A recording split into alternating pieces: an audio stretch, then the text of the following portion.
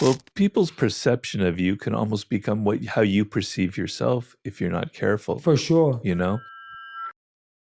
Anyhow, life is hard. Okay, fellas, life is hard. It's always been hard from the beginning, and it will always be hard. Living a life is connected with suffering. This suffering can mean it's psychological suffering, mental suffering, at the same time going to the dentist, physical suffering, doing some type of really hard training, suffering or pain of your body as well. So different types of suffering. I always knew the answer to everything is raw action. Yeah. The answer to everything has always been raw action. My dad had a tweet about this. He said that raw action solves all. And he used to say this. I'll give you an example. If you're a farmer and you need rain for your crop and there's no rain, you can sit there and say there's no rain, we're all gonna starve. Or you can stand up and do a rain dance. Now, will your rain dance work?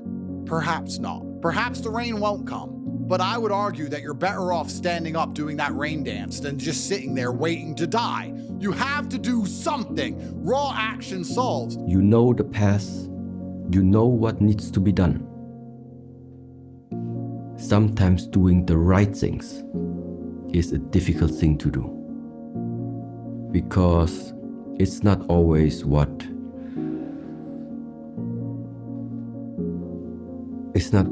naturally arises. It is something that you need to condition yourself in. It is something you need to train yourself in doing so. And therefore I think right effort, meaning to continuously pay attention and have patience. I think we make mistakes in life and we learn from them and we adapt, and it can set us off in a different direction, but that ultimately is going to influence who we become, who we interact with, how we build a life forward. And I wouldn't change my life if I could go back and would set me on a completely different trajectory. I tell people that don't judge people as far as who you're going to let into your life.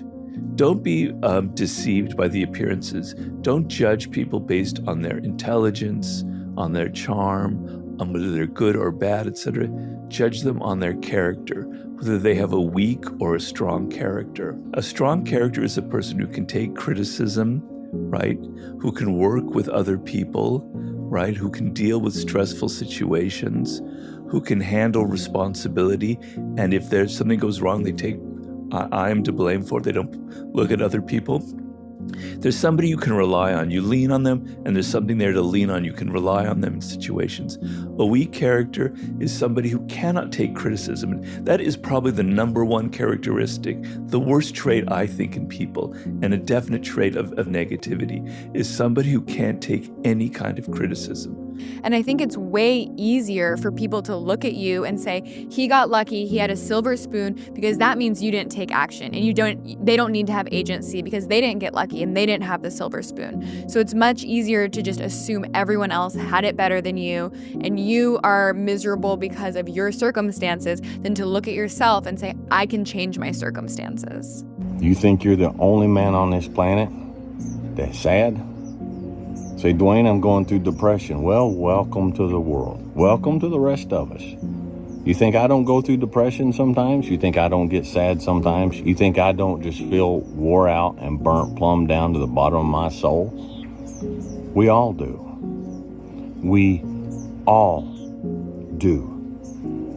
That's what sets us apart. That's what makes us different. That's what makes us men. There are only two mistakes along this way.